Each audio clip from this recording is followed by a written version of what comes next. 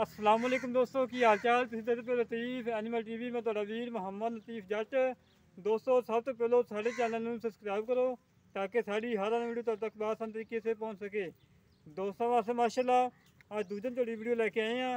महसूस पहलन होंदी हैगी दूजे ने, ये नहीं कि लोगों को कहना कि पहले ने हैगी दूजे ने, महसूस पहलन होंदी है। दोस्तों दिखावांगे, दोस्तों दिल खुश होएगा। तो वाकई लतीफ भाई सच्ची तो खरी गल की, साफ सुथरी गल की। माशाल्लाह करदे वेखो झड़ी दा माशाल्लाह अनमोल तोहफा है अल्लाह के हुक्म दे नाल। बड़ी प्यारी झोटी है, मुछ बग्गी है, अखां सफेद ने माशाल्लाह, मत्थे सफेद फुल्ली है, हड्डी चंगी है, पुट्ठा चंगा चौड़ा है, खुडा चंगा चौड़ा है। थान वेखो माशाल्लाह लहरा लहरा थान लगा है। आ हुण सूई है तकरीबन 3 तो 4 घंटे को सूई नूं जेल पै गई है करमाई दी। चोल ये मालकां सिर्फ 4 धारां थां च छड्डियां ने कि गर्म थोड़ी रवे। माशाल्लाह अनमोल तोहफा है।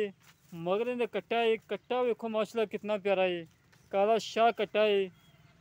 पुछल चाक साथ बाल ने, बाकी काला शाह है।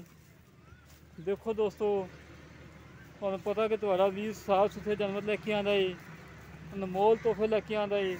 अल्लाह के हुक्म के नाल वीडियो लावांगे, फौरी सेल होएगा जानवर कि वाकई लतीफ भाई कोई जानवर लैके आए ने।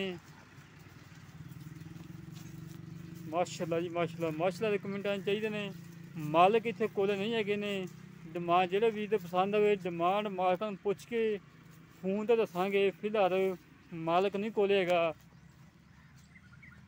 डिमांड इंशाल्लाह थोड़ी करावांगे, लोगों आखों ज़्यादा नहीं करानी। पट्टां दे विचों माशाल्लाह बहाना 4-4 इंची बाहर कड्डी खड़ी करम वाली। थान वेखो कोई बाई च फर्क नहीं हैगा, एक सूते भी फर्क नहीं हैगा। हड्डी पुट्ठा खुडा हर चीज़ की तसल्ली करो। इंशाल्लाह तुहाडे वास्ते नूर शाह इलाके चाहिदा है, तुहाडे वास्ते अच्छियां तो अच्छियां झोटियां लैके आई दियां ने।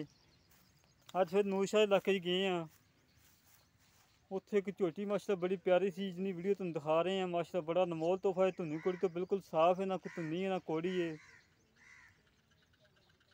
जेह्ड़े वीर नूं पसंद आवे साढ़े नाल राबता करे 0308 65 30 668 0308 65 30 668।